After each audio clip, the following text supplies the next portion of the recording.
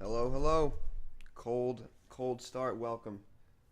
This is the Blacklisted podcast with the Blacklisted Boys. So here we go. We're starting up this new channel, and starting on YouTube is the easiest way to start.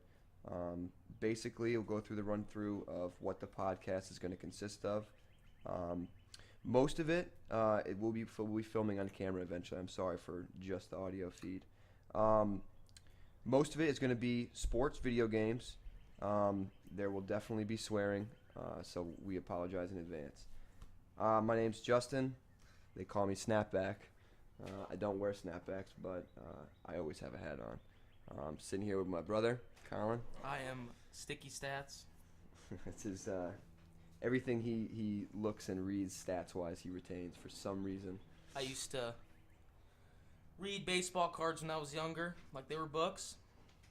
I got my boy Ryan over here. This is Everglade, or Maniac Jack, I suppose. But we're the Blacklisted Boys, and we're looking forward to getting the podcast rolling. Huge sports fans, love sports, love video games. We'll expand beyond that a little bit. We're looking at like beer and food, a couple cool topics for in the future. Also, good bit of comedy. And there will be phone scams Yeah. and prank calls. Yep. And heated So- discussions. Click the like, man. Subscribe to us. I promise you, we'll be boatloading up. A ton of entertainment, ton of fun stuff. So You can find us on YouTube. You can find us on Facebook now. that's right. And soon you'll find us on Twitter. Yep. Trying to get all the social media handles going. We'll expand. We will. We'll grow with the times.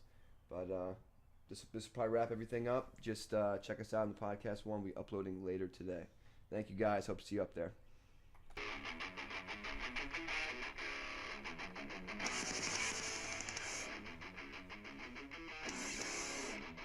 Oh yeah, it's showtime, baby. All right, we're starting up the podcast. This is fresh and brand new. Blacklisted Boys podcast here with the Blacklisted Boys. I'm Justin, Snapback's what they call me. I got my brother Colin over here to the right, Mr. Sticky Stats. Yep. What's going on, my man? I'm doing well. Just found That's out good. about Jimmy Butler. What's good? Boy Ryan over here, call him Everglade. What's going on, man? Not much, man. Just taking a look at the Yankees, and I'm surprised I'm seeing A-Rod, Reggie Jackson, and Hideki Matsui. That's a good story. I don't know what exactly they're going to be doing up there, but hey. I don't know either, but I'm kind of excited. I want to see what's going to go down. Maybe A-Rod kind of show some of these rookies how to hit the fucking ball. Exactly. Or Matsui, some of the lefties we got going. Yeah, Matsui could have a good sit down with good old Greggy Bird there, who did all right in the playoffs. I was glad to see him wake up, but you know He had a couple clutch hits, man. He did. He woke up in that The home run- Astros series. the home run off of lefty on lefty off of Andrew Miller was just it was a monster shot. It wasn't like a little rim grazer, you know, just touching the wall. It was a monster. Well, their pitching was off that whole series. I mean, It was. Kluber. It was. Yeah, But pitched him really well. I forgot to tell. Apparently, Nick Swisher's going to be at camp as well with them. Yep. Swisher. Oh, yeah. Okay. Full Now, I story like was that. A-Rod, Reggie Jackson, Matsui, and Nick Swisher as the new addition. Yep, that's come straight from WFAN. That's good. That's a lot of good names there, like different eras too, blending together. That's good. Yeah. All right, so what do we got for headlines? I got Yankees stay undefeated. Defeated the Phillies today, I believe. Yeah, 8-3 was the final there. 8-3. Yep. Yep. And I got first off, not really monster breaking news contract wise, but Logan Morrison got a quick deal with the Twins. Not bad money too. And I tell you, I don't know what's going on with the JD Martinez deal, but I guess there's some kind of hold up because of the language. I don't know, but I'm sure that'll go through as usual. Yeah, he'll. So we'll be all good there. Yep, we had Jordan Montgomery started today. Obviously didn't go too long. Still spring training. Had Aaron Nola. Yeah, for what the do you? Philly side. Aaron Nola actually struggled. Montgomery did fine, but Aaron Nola he struggled. He gave up 3 runs in the first inning. Jordan Montgomery did. No, Aaron Nola did. Oh, Yeah. okay. So. Well, so it would be max out at like 3 innings there early on. Spring ball, usually the starters go, I think, 3-4 innings But as you yeah, get later in the game. I say about 2 because Nola pitched 2 innings. Okay. Yep. that's Very good. All right. Now, what's going on with Jimmy Butler? What were you saying earlier? He's got to get meniscus surgery. So he's done for the year. He's out indefinitely. Torn meniscus is pretty serious. Yeah, he's probably done. It was a non-contact injury too. The which meniscus is that's sucks. one of those ACL type injuries where you just pull the ligament, pull the muscle. It's become a bad problem, man. Everybody blows out ACLs. Yeah. Everybody blows out some kind of ligament or tendon in the knee or the ankle. You Odell Beckham. Maybe guys aren't focusing on their lower body as much. I mean, I think that all sports have just gotten the guys have gotten so big and so strong, and a lot of some like football and stuff, just gotten so violent that I don't think the human body is capable of keeping up with that. Especially in baseball when it comes to pitchers, because a lot of these pitchers, for example, Noah Syndergaard, you've seen him. He's ripped. He's a big dude. They call him Thor. Yeah. And you tear stuff when you have that much muscle. It's unnecessary. I mean, I know he's a flamethrower, bulked up too much. Yeah. So what do you got over there, Everglade? what I got going on is I just saw this news feed come up. Apparently, Carmelo straight shoved Kevin Durant. That's the beef going on in that neighborhood. I mean, what's going on with that? You know, there's a lot of blood between those two teams, especially after Kevin Durant left. KD muddied up a lot of water when he left. It like sent ripples across the league. Look, Carmelo hung on as long as he possibly could. Finally got the big boot out of town, and I don't think he ever wanted to go there. I think he just expanded eventually and said, "All right, fuck it. I'll go to OKC. I'll just get me the hell out of this situation I'm in." Well, here's the problem: is that sad the whole situation really. KD leaving has turned the NBA into a 5-6 team league. It's unfortunate, but that's what's happened. Which is Golden State and Houston, Golden Minnesota. State, Houston. Minnesota's not. They just lost Jimmy Butler. They're done. But it is. It's like the Golden State effect. Everybody starts piling up. Teams start bulking, and yep. A couple years ago, it used to be damn Cleveland. Now, what's going on with Cleveland? They ended up trading away. They dumped their whole team. Yeah. It's unheard of to have that many people, big name players, all stars, going championship finals, not MVPs maybe, but big key contributor players, all stars that get booted at the trade deadline like that, and a complete fire sale. I couldn't believe that. I still don't understand. I get why they did it, but I'm not really sure the timing of it. And I guess because a lot of guys got lazy is what I kept hearing. I don't know what you saw or what you read. But. I heard that Isaiah Thomas and LeBron James did not have very good chemistry. They were not getting along. I've seen that. Yeah. I've seen several videos, compilation videos online of just them not getting along. You know, LeBron missing him in the corner or ignoring each other. It seems certain that they were not clicking. Is it me or is it Cleveland just trying to dump as many players as possible so they can try to buy, more draft picks?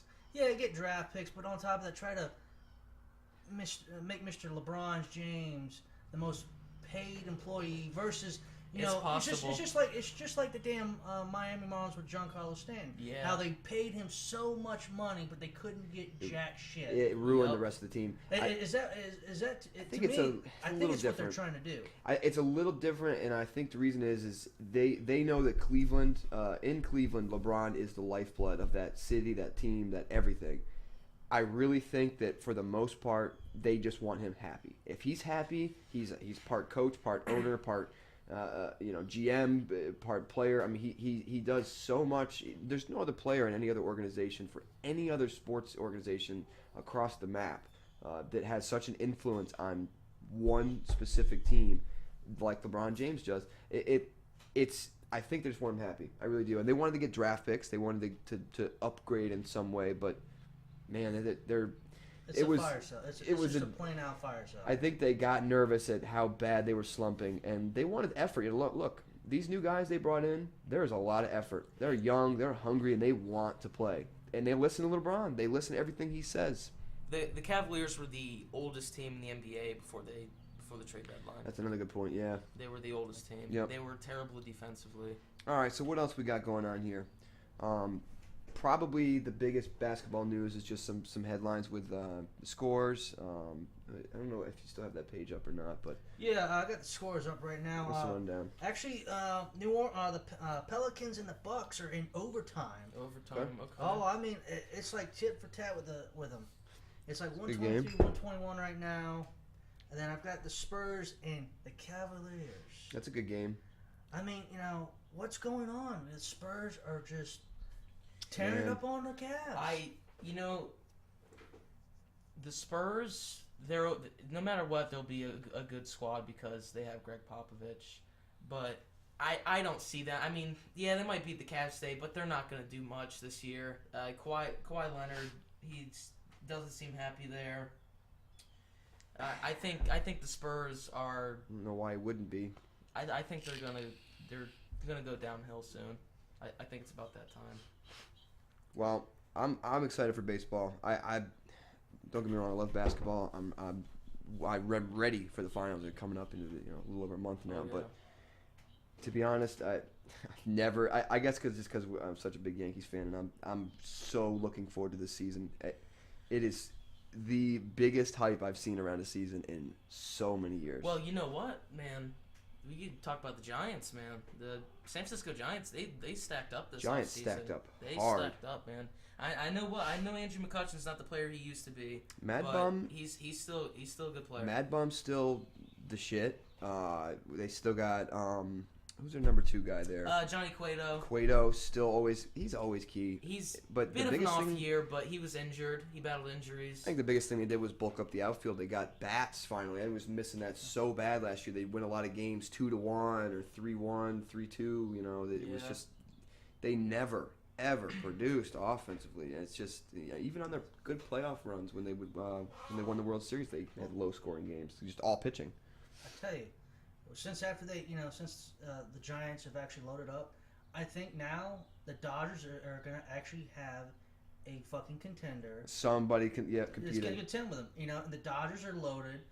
I don't expect much out of their rookie Bellinger this year. He had a great rookie year. Yep. I think he might have the slumps this year. Sophomore slumps. That's what everybody always says. I mean, look, people are expecting it.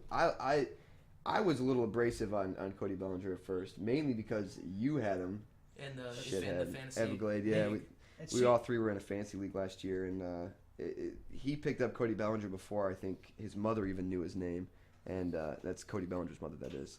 And he just exploded. I mean, he had 31 home runs in the first half of it. What was it? I don't remember exactly. It was insane. It was insane. He was keeping pace with Aaron Judge. Yep. For the better part of the season, and even though Judge has been started the season, Bellinger came in May, maybe June, and all of a sudden he just tore it up. Was invited to the home run derby. He wasn't even supposed to be on the roster more than a week because Adrian Gonzalez's injury was only supposed to be a week or two. He was like a fill-in. Hey, come up and just grab some bats for us, man. That was about it for him. And then all of a sudden, what happened was. He started hitting home runs, and Dave Roberts there was like, "My God, I'm in love with this dude. You gotta play him. He can get me. He can get me some wins." By the way, a guy who is probably 70, 80 pounds less than Aaron Judge, and still just cranks the ball over the fence. I mean, but when you come to Judge, it's like I've always watched pitchers. They're scared to pitch to him because. He's so tall, and he just towers over that plate. Yep. It's the Randy Johnson effect from the opposite side of the spectrum. He's so, and I think Giancarlo is almost exactly the same. He's obviously a little bit small, just a micro, but I think you're totally right. I think there's a lot of nonchalant, not intended intimidation. Maybe they do, I don't know, but just them standing in the batter's box, or even in the batter's circle, the guy ahead of them. The pitcher knows I got to get this guy out. I think for the most part, from the early projections I saw, looks like it was going to be, I believe, Gardner leading off, like usual, I'm assuming. Yeah. And then it was like Judge was 2. I guess Boone wants to keep that same sort of blend where it was, Judge in the 2-hole instead of the 3. I'm not really exactly sure why. I guess because he walks more, which would make sense to load up for the number 3 batter, which I believe was going to be Giancarlo. So. And the shortstop, Didi cleaning up. No. The last I saw was, I'm sure they'll do that sometime in the year, but the last I saw was Gardner, Judge, and then it was Giancarlo, and then I can't remember if Sanchez was in the. I've seen Greg Bird. It'd probably be Sanchez. They try to swap get Greg a lot. Bird in the 6-hole, but I know they switched Greg Bird between the 6-hole and the 7th hole, and they usually try to bring Didi in. Up, yeah. But now since they've got Gleyber Torres there, where is he going to fit in it? Because man, I wish we had like a 12-man lineup because there's so many good bats on this team. They're going to have to struggle to fight them in. Some guys are going to be playing half games and 2/3 of games just so they can get extra guys in DHing and that's what it was. The DH. I guess they're going to split up time with Giancarlo DHing. I'm assuming he's going to be getting most of that role, and then Judge going to be full-time right fielder, I'm assuming, and then eventually they'll start alternating Judge, Giancarlo off days. Yeah, because you got to put Aaron Hicks in center field. He's got it, yeah. You got to keep him there. Gardner moves, but he's not the center fielder that Hicks is now, especially when it comes to the arm. That Hicks has got an arm that is just out of this world. Love Aaron Hicks. Just hope he stays healthy. That's the biggest thing. So, I go ahead and switch sports here. I heard last night about a man that Mr. Snapback here is a big fan of. The team itself in whole, actually. Mr. Blake Bortles just got himself a contract extension. Big contract. What are the numbers on that thing? I know. 3-year, $54 million. Something like that. Yeah, I 26.5 mil guaranteed. I was liking. I like that a lot. I like that a lot. What's worth up to $66.5 million with incentives. Okay, yep. That's a great contract for him. Great contract. And during the playoffs, over social media, the media itself, ESPN, guys like that. Yeah. A lot of undeserved hate towards Blake Bortles. A lot of undeserved hate. I think he is not the premier quarterback. He's not the guy. He's not going to be the Tom Brady, the Peyton Manning. But man, I tell you, Bortles, for how young he is and how much he gets hated on, he did a great job. This is exactly what I was saying to them yesterday. When you support a guy, there is confidence made. But when you bring a guy in that's brand new and it takes time over, even if the guy is statistically better than the one you've got, there's just a learning curve that happens and a meshing curve that everybody's got to get along with them and hope that everything works out. I love trying to keep the system. Bortles is a nice guy. His teammates love him. That's important. And I really think that having a average quarterback is totally acceptable in today's game. And if you got decent running game, good offensive line, a great fucking defense that they've got in Jacksonville. Young, flying around the field. They're cocky. They're fun to watch. I think that if you got all those pieces around him, he doesn't have to be Peyton Manning. He doesn't have to be Tom Brady. He just has to be him and be smart with the ball. That's really not a whole lot to ask of. And a badass running back. And don't forget, Bortles can move. Bortles can run. So he's got the legs to move. He does that a lot and sneakily too. They even dropped Chris Ivory, which I was shocked. I saw that they released him. Yeah. I was really shocked on that they dropped Chris Ivory, even though he wasn't the greatest runner, but I just know he was a good fill-in guy for Leonard Fournette. And he was kind of like that transitional back because Fournette was a bulldozer. Yeah. And he was what is Fournette's height? It was like 6'1", 6'2"? I think they're trying to make Fournette the full-time back. I think they want him to catch passes better. Yeah, and he can catch, and I think a lot of their concern with that, they're going to have to draft somebody decent to back him up, but his injuries is what really concerns, I think, most of that organization. I think, because I remember during the playoffs, he dropped a couple passes, and that's why they would bring in Ivory. Mm-hmm. Ivory is what you call the passing, catching running back for right now. Yep. You know, he wasn't super fast, but he did get the yardage that needed to get done. He did the job. He did. Yeah. He was serviceable, just like the Panthers fullback there.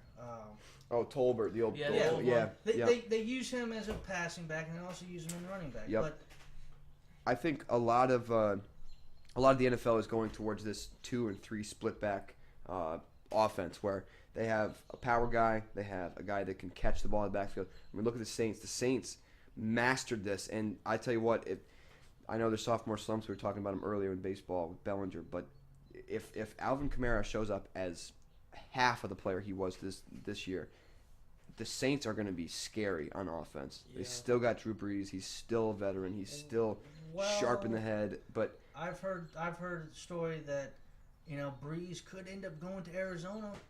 They're talking like why they haven't signed that contract yet? They haven't signed it. They're still. He's technically a free agent right now. Yeah, technically he'd go to Arizona or he'd go to the Jets. If Drew Brees goes to Arizona, I am drafting Larry Fitzgerald. That's right. Fucking right. Fitzy would be huge if he's got a quarterback. He's huge without a fucking quarterback. He was great. Yeah. God, he could have a toddler throwing to him. He still gets 8 catches for 150 yards. Yeah, with Drew Brees, technically a free agent, there hasn't been really much talk about re-signing him. They'll probably get a deal. I don't think they'll let him walk. No, I don't think so either. But if Arizona offers him money and say, hey, look, come play for us. We'll pay you for 3 years for, $40 million, and the Saints. Whoa, you think they'd offer him a 3-year deal? I think they would try to offer him. Look at Brady. These pocket passers, man, they can last a while in the NFL. Yeah, because I don't know though. That's risky. I think 2 years would be the most they'd sign him. Yeah. Anybody, that is. I tell you what, man, I think that would be pretty cool. Actually, you pair him up with David Johnson, Larry Fitzgerald, that would be electric, man. But even with him staying at the Saints, he still has the wide receivers. Yeah, they do. But it would be cool to see a change of scenery. That would be cool. Yeah, one thing I know, because I went to that Saints and Buccaneers game down in Tampa in the wintertime. Mm-hmm. I watched it. Oh yeah, the winter time, quote unquote. The winter time, which was 70 degrees. Yeah, right. And I was watching this. To me, it looked like Breeze. He was comfortable in the pocket, but the problem was that Tampa's defense was able to snuff out the run every so often, and when Breeze had to throw, so there's not enough O-line. Yeah. Then you patch up the O-line. I mean, he still got sacked. He was, but he's Drew Brees. Drew Brees is going to be Drew Brees. It's like he's up there with Dan Marino. He's up there with. Peyton He's got Manning. the most pass yards all time, I believe. If he's not, he's number 2, I believe. I'll have to look that up, but I know. But the only way I know he'll become the GOAT is the second Tom Brady hangs up his cleats. Yep. Because Tom Brady is still there and he's still trying to inch himself to a whole new level where no one can reach him. But I mean, Peyton Manning, who retired not last year, but 2 years ago. Right. I'm not a huge Peyton Manning fan. Oh yeah, you know what, Glade, man, that Super Bowl drove me nuts, dude. I mean, Peyton Manning was awful. He's the first quarterback to, what's that word, posthumously win a Super Bowl. He's that. He didn't do shit. I think it was handed to him. It was handed to him. I honestly believe it was handed to him. Oh yeah. Because they kept talking about his neck fusion surgery, and he was out for 2 games with a torn plantar fascial muscle. But all of a sudden he comes back and he's ready for the playoffs, and all of a sudden what happens? Peyton Manning plays like Peyton Manning. That was the plan all along, was to just get him there, and at the very end, and I feel like they could have had the other guy start too. Osweiler. Brock Osweiler, yeah. Greatest quarterback to touch the gridiron. Yeah, Mr. 158 million. Oh God, yeah, he broke the fucking bank with him, and I don't know why. He signed with Houston. And then Houston trades him to Cleveland. Cleveland just gets rid of him. Dumps him right away. That fucking contract made the Joe Flacco contract looked like gold. I know. I'm telling you, that was arguably the worst contract Hey, I've you know ever what? seen. Good for Brock Osweiler. Good for him, man.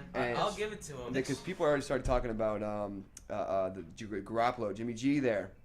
They went out to San Francisco, out to the Bay. They're already trying to compare that to that trade, but I don't think so. I think Jimmy G is legit. I think he's got good legs, got a good arm. Once they get Pierre Garçon back, man, they're going to have some weapons around him. I think Once the worst thing New England ever did was trade Jimmy Garoppolo. Absolutely. I didn't. It was the end of an era. That doesn't make sense to me. Yeah. That was potentially Tom Brady's replacement. Yep. Yeah. If it was going to be absolutely 110%.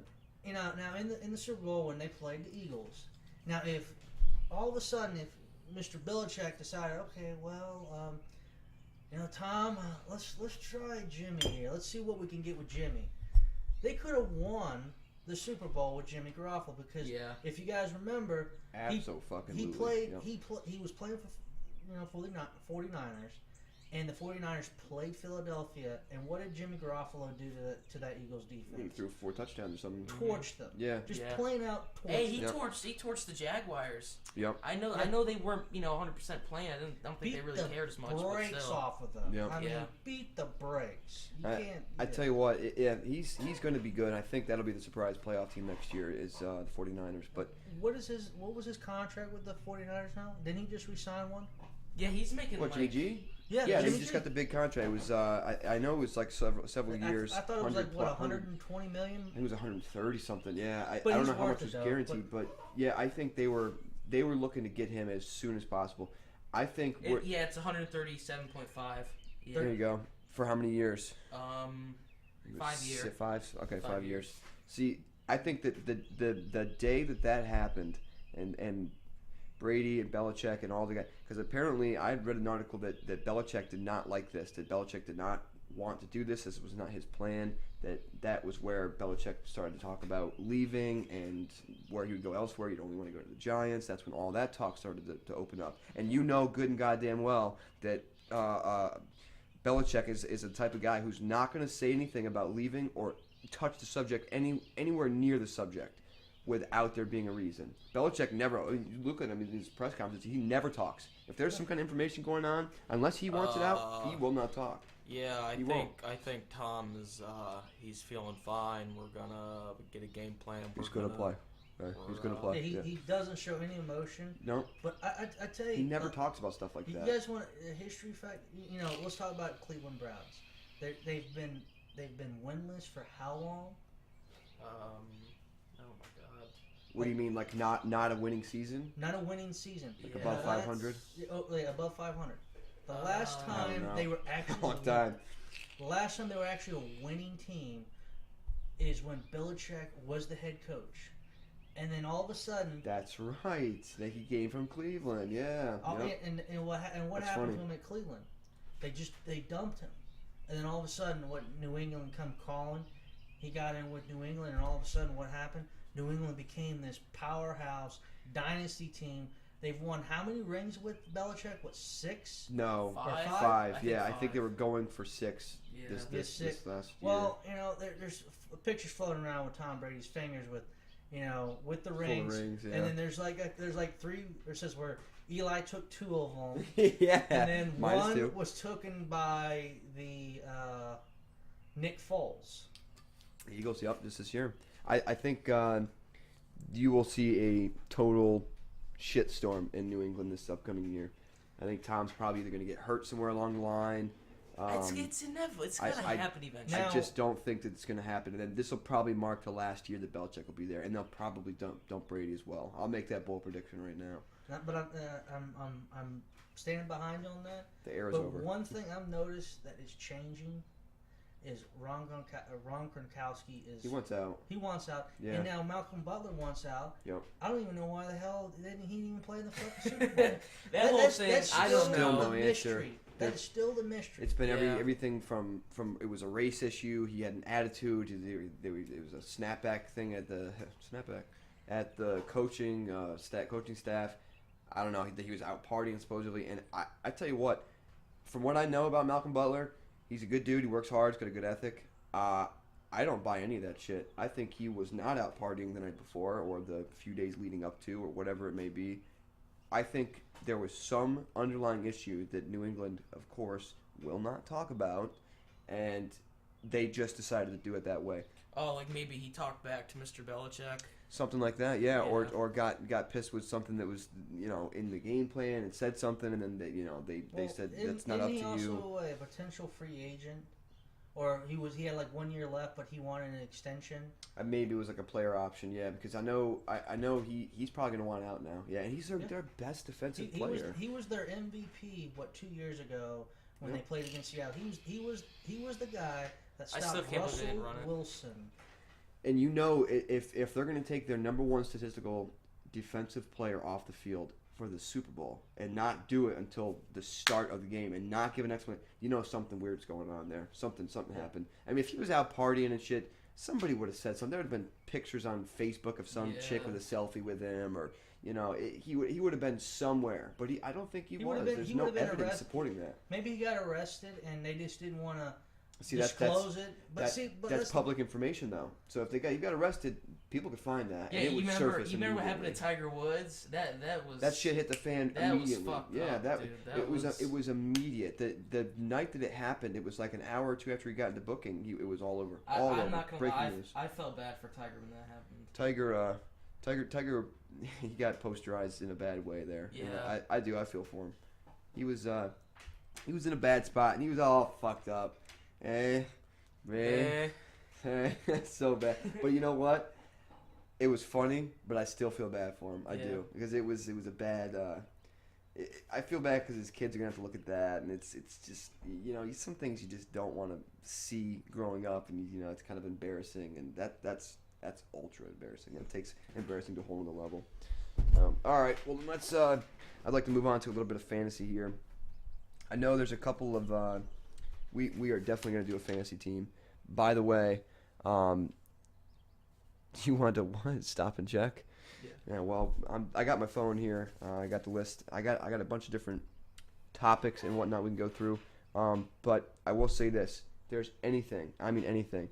You guys leave comments. Put an email up. We can always have some way of communicating with us. We'll try to be as transparent as possible. Let us know what you want to hear. We want to talk. You want to talk more about fantasy? You want to talk more about this sport and that sport? Whatever it may be, because we're going to jump into video games here in a little bit and go through that roundup with some news and whatnot. But I really think what I'd love to do the most with this show, and I think we've kind of come to a consensus on this, we want to be able to communicate with people. Whatever you guys want to listen to, whatever you guys want to hear, we'll talk about it. No exceptions. So just let us know. Communicate that in the chat. Only in reason, but one thing we want to make perfectly clear: no politics, because we don't want to get into. Fuck you, politics. Get out of here. Yeah. It's just not. This show is designed specifically for entertainment. We want to have fun with the show, and not that there's anything wrong with politics and discussing them, because there's important things that have to be figured out in this world of everything. But I'm telling you right now, politics are going to have to be a backseat. They're not going to be on this show. So exactly, absolutely not. All right, so let's jump over to fantasy, specifically fantasy baseball. We got the season coming up very, very soon.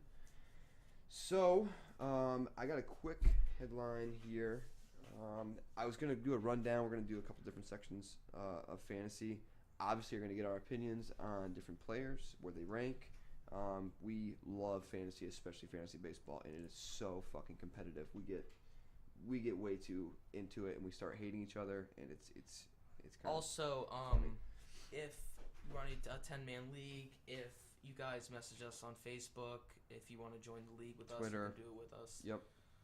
Leave a comment on the YouTube channel. Anything, just let us know. We'll get a league started. Because the more guys you have in there, the funner. The more people you know. Oh yeah. Yep. Okay, so quick. This is just a simple article. Thanks to fantasypros.com. Appreciate you guys. Good article. These are bounce back players. Some of these I'm not really on the same page with, but some of them I am. First one they list, number one bounce back player, Manny Machado. They really think he's going to be popping right back to where he was. I don't really know if that's going to be the case. It's a contract year for him. It's hard. He might prove that, yeah. Yeah, it's a contract year. Even if the Orioles don't trade him, if he goes to free agent, which I feel that he will, any team is going to probably look at his 2018 stats and be like, hey, look, this is what he did in 2018. This is what he did in 2017. He went so hot. 2016, he was great. He was great. I think that's a good point. I think a lot of guys are paid usually off of what have you done for me lately or what have you done lately. Yeah. So yeah, I could see that. I could see them basing a lot of what they want to do on what he does this upcoming season. I still think for the most part he's probably going to be mega bucks anyway. Yeah. He's looking to get paid a lot of fucking money. I mean, huge money. It's insane to actually think about how much money these guys actually make. I know. It's crazy. I know. But anyway, Machado, big bounce back. We'll see. I'm kind of split on that one. I think you're right, Evie. It's a contract year. He's going to probably play his heart out. And, my prediction with Machado is he's going to probably bat a little north of 250. My take. But you think in 30 jacks at least? We hit 30 home runs, he may hit 30. He might even hit 35. But I don't expect him to be hitting it off like Giancarlo Stanton or Judge. It's his glove. It's his glove. That's a lot of his money. He's a Gold Glove contender. Great defender. Yeah. And that's a lot of teams are going to be looking at. They're going to say okay, well he's got offense. All right, great. Well, he's got excellent defense. Third base is an important defensive position. It is. Yeah. All right, player number 2, Miguel Cabrera, the vet. Good old Miguel. I think he's done. He's going done. Going to his 35th season now. He's 35 years old, going into his 68. age 35 season. Yeah. Miguel Cabrera, I think he'll go down as one of the greatest hitters of all time. Yeah. But this season, I don't think he's going to be probably going to be MLB 2K11 legend. Was a beast in that game. Yeah. Oh yeah. 99 power, 99 contact. 99 everything. Yeah. Like 1 speed. This is a guy you really like. Sticky. Ian Desmond. I like Ian Desmond. Ian Desmond. Yeah. Probably going to be due for a good season. Yeah. Hitting the ball in and Colorado. he's still with Colorado. Mm-hmm. Yeah. That ball's still going to continue out of the. It's still going to fly. Yep. But Yep. here's the question: does he stay healthy? Because he was injury prone last year. Yep. But is the injuries that he sustained are they going to still linger? Yeah, or is there going to be any new ones? Yeah, and no, I think for the most part, Desmond will probably have a good year. I feel that coming. He's a good player. I mean, he's their best bat? No, but he's one of them. He's behind Arenado and Charlie Blackmon. Yep. My big pick on this page, but I'm a Yankees fan. Keep the hate to yourself. Boston's. Tanaka. Masahiro Tanaka. Oh, yep. Big bounce back year. Yeah. I really think because there's going to be so many other arms around him, especially with the bullpen, he seems to be more and more comfortable every day as he learns more English and he knows more about the town and this and that, or the city. But I think Tanaka's due to have a big year. I think he showed a lot of big glimpses of his former self, sort of thing. I watched a video of Tanaka, him and I think it was, and maybe it was Chad Green, but he was opening up baseball cards with another teammate. Yeah, no, it was the catcher. It was backup catcher. Roman. It was Roman. Okay. Yep.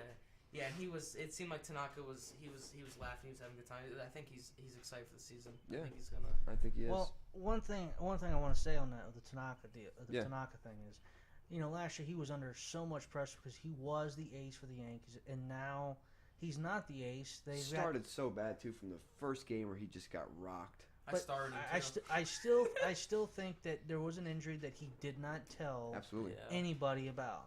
So Japanese players, they're bad about that. They have history of it. You're right. I give them credit for fighting through injuries, but sometimes to the destruction of themselves or the team and all that. I think him not being the ace this coming year is actually going to probably be some relief for him. He could be in the battling for the ace. Yeah, he can, but because Severino's. nasty. He's nasty, but at least he can be relaxed and say, "Hey, look, I'm not the ace of the Yankees right carry now. I can just sit back here and I can just let this fly, and just get back to the fundamentals." And the bullpen, look, the Yankees got the best bullpen in baseball. I mean, they've got a lot of young arms, a lot of high throwers, veterans, a good blend of guys. I think the bullpen's going to carry the pitching for the majority of the year, kind of as it did last year, especially in the playoffs. I think that'll take some stress off of them too. All right, next one, Garrett Cole. New team. He might, he's Houston, so I'm not a Garrett Cole guy. When the Yankees wanted to get him, I was like, nervous. Please I don't didn't know how good of a trade that was going to be. He's a bit overrated. I'm not gonna lie. I just think he's like most other pitchers that are just above average. He can have a high ceiling, but the floor. I mean, you just never know how bad he could be. Jeff Samardzija. Samardzija. Yeah. He's got Jeff Samardzija syndrome. He is just too inconsistent. He's like fucking lights out one day, and then the next start, seven runs, inning and 2/3, and he can't get a single guy out. All right, Jameson Taillon, I believe that's it. Pittsburgh. Yep. The starting pitcher. Yep. Good numbers last year. That's right. Testicular cancer surgery in June of last year. So he obviously missed some time with that, and I guess he is going to be ready to go. Yeah, I've seen from the only visuals I remember from him and watching a little bit of him pitching was he was a good young stud, and I would imagine he's probably going to be. I don't know if I'd call this a bounce back because he was, the cancer, the issues with the disease and all this, but his career was on the line. Like he didn't even know he was ever going to play baseball. Didn't know. Right. Yep. Now, I like those stories too. I like seeing those guys fight through shit like that and then come back and be. Chad Bettis too. Yep, just a crazy pitcher again, or a crazy guy. And we got the weather kicking up on us here. All right, last and final. There's a lot of pitchers on here. Kevin Gossman. Goose. Goss. However you want to. He doesn't impress me. No, I don't know. There's a lot of guys who are right in the middle of the road. There's always, year after year, there's always guys who break through the ceiling and eventually shine and say, I'm above average, but right. I don't know if he's going to be one of them necessarily. He's like Pineda a lot. He's like Michael Pineda. Yeah, he's like Michael Pineda, but I don't see Baltimore actually getting any arms. They didn't go out and get anybody. Yeah. I would have at least got some kind of insurance because I think in the middle of the year, Baltimore's going to end up trading them. Yeah, I really do. Probably. They might use him as a piece. You know what? I bet they trade him to Cincinnati. I'm still not sure what Baltimore's. Cincinnati. I'm not sure what Baltimore's plan is. I don't know what they're doing for the future. I think they're just. Baltimore's up in their fucking skybox watching Cal Ripken highlights. That's what they're fucking doing. I don't think Baltimore is planning for the future at all. Or maybe they're going for years and years in advance. But you don't want to get rid of Manny Machado, but then you do, and then you don't, and then you want to trade most of your team, then you don't, and their situation is weird because they have to keep up with two of the best two teams in the entire American League, the Yankees and the Red Sox. Yeah. They're year after year perennial playoff teams. They always got good trades, make moves, and as much as it kills me to say this, Boston is tough, they're always tough. Good. Even we have a shitty record or whatever, they always play tough. That's just the way they are. So they're in a tough division. Not to mention Tampa Bay, they're sidewiped, they're fire sailing everybody, they're gone. But in that division between Yankees, Red Sox, and Toronto, Toronto, who knows what's going to. They got bats. They got some young arms. Donaldson is up in the air. What is up with Bautista? He's still not signed yet? I don't think they will. I don't think. Well, I think Batista's still sour about the fact that he didn't get he wanted a bigger contract. Oh, well, $31 million. That is just. He was never going to get that. It's ridiculous, man. All right, so you guys got some top player position rankings here, what was this at the top? I think top 100 overall players. Overall picks, okay. And I look at some of these, and I'm actually. They're kind of dead on. It's what I'm probably going to be drafting this year. Probably go off of this list, but a couple players that actually kind of look to me like there's a possibility that they're not even worth the rankings that they're at. Okay, And who are those? One of them is actually Don't say a Yankee. it's not no it ain't no Yankees. Trust me. No Yankees. I don't hate on the Yankees. I only hate on Boston. Exactly. Okay, they got. Let me pull up my pictures here. This is where I saw it at, and this is where it kind of got me going, and this is where maybe you guys can actually tell me if they're actually worth the rankings that they're at. See, I after you go through that, I've got I'd like to talk about some of the prospects too if we got some time. I think we will. But, now Noah Syndergaard, who was out for the majority of the season, he played 1 month. Great guy. Even though he's cool dude. He's cool, but do you put him at the ranked 7th position? I said this earlier in the show. Or do you move him up to where Carlos Carrasco, who's ranked 8th, who had a better year than even Corey Kluber? it was the health. I mean, he's going to stay healthy. I'm sorry. There's so many other players like him. I said this earlier in the show. He has too much damn muscle. It's not normal. You cannot look at Severino and then look at Syndergaard. I'm glad you brought up that point. I'm glad you brought up the Severino thing because Severino is ranked below Zach Greinke. Give me a fucking break. Give me a break. Zach Greinke. Zach Greinke is playing for Arizona. I like Greinke. I do, but Arizona they have the firepower, but they don't have what Severino has the superpower. Yeah, come on. I like Robbie Ray. Severino's got an opportunity to be just above and beyond one of the best pitchers in the league. Sort of opportunity. Severino has a better fastball, well above average. Yeah. I mean, if you look at both of these guys, Severino looks more confident than Zach Greinke does on the mound. Yeah, Greinke's been very up and down. I think Severino should learn a curveball. I think that'd be cool. Yeah. 12-6.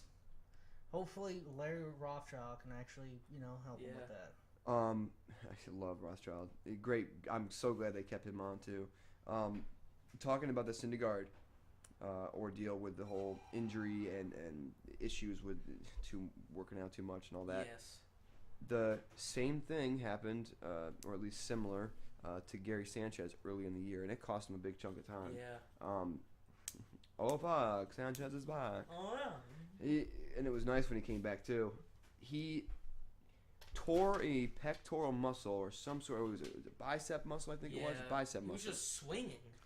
I really think that some of these guys try to bulk up too much. Yeah. And I think he's on the right track. He showed up to spring training. He was down about 10 or 15 pounds. Yeah. Showed up to workouts, and that, to me, you ask most athletes that have ever played any kind of athletic sports or games or anything like that, what is more important? Strength, stamina, or being, stretching out, like limberness,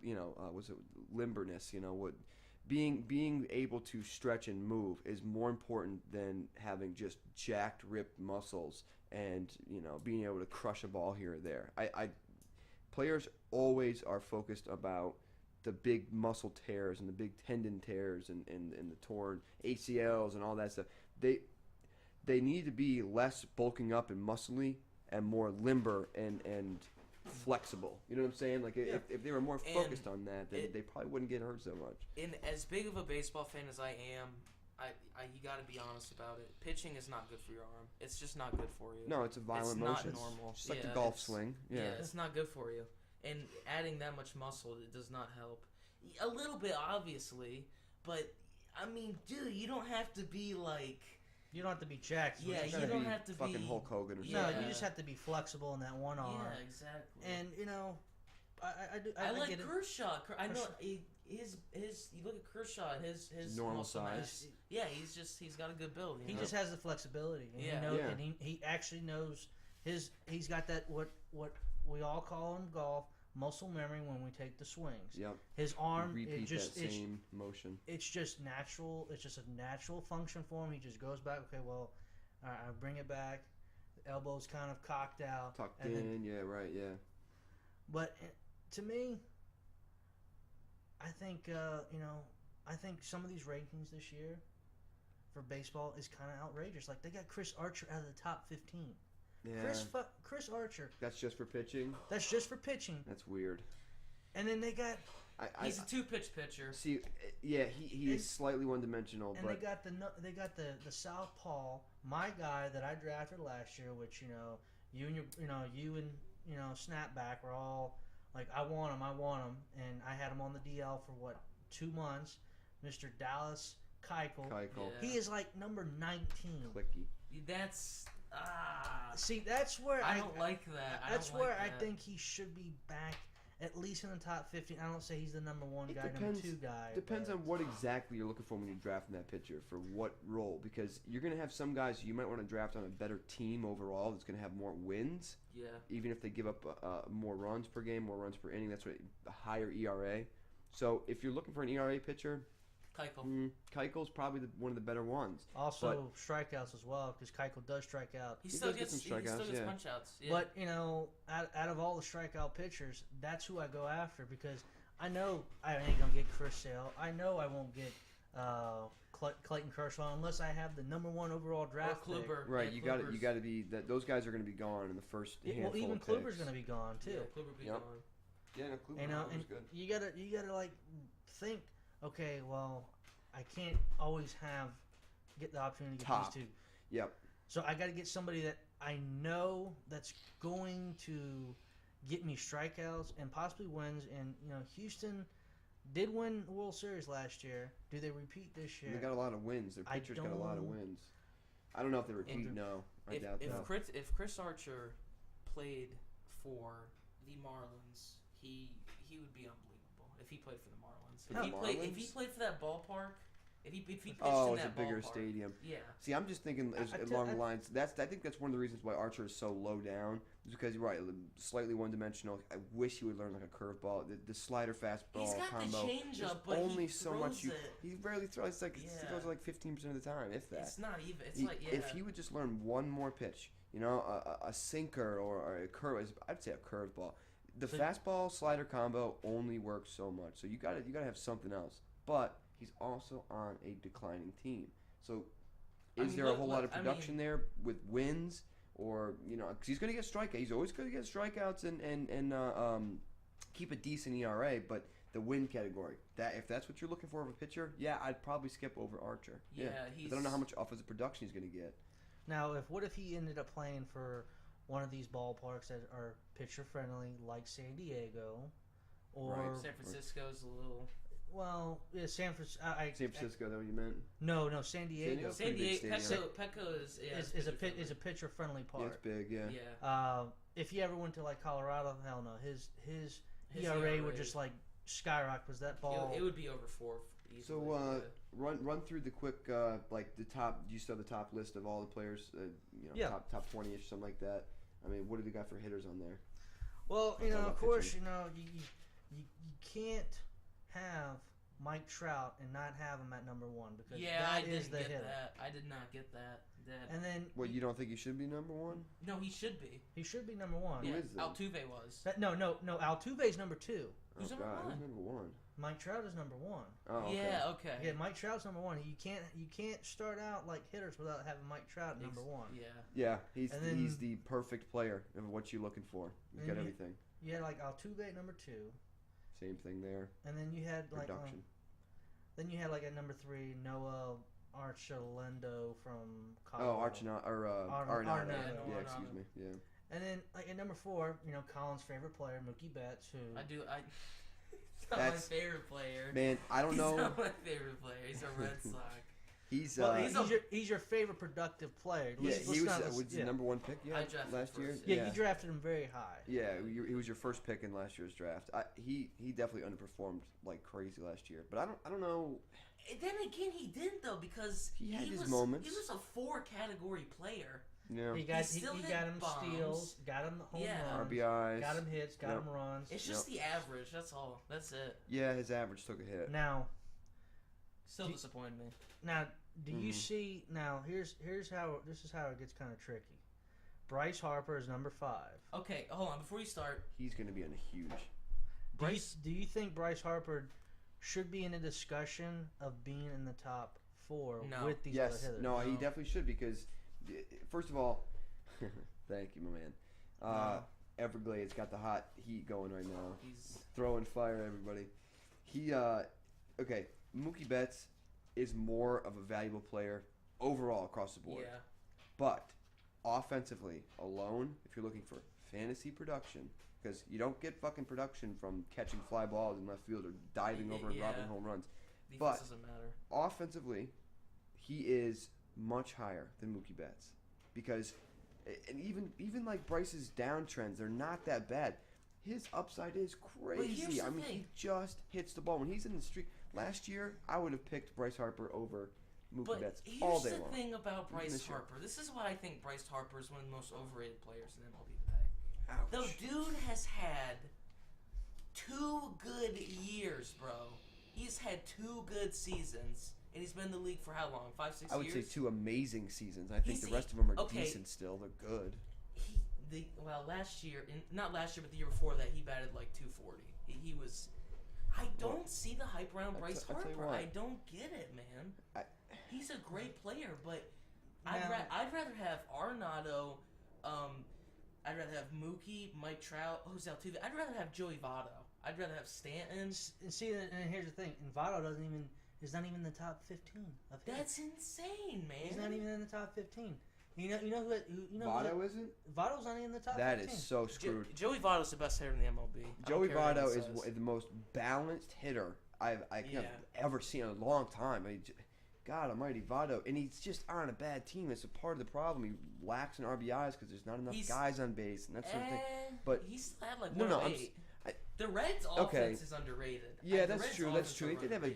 Okay, all right. See, maybe I'm thinking something else. That's how I think some of this rankings are being done is it's not being done by the value of the player. I think it's being valued by the team. Yeah. That they're around. I think it's a lot to go into it. Okay, Bryce Harper, since 2012, all right?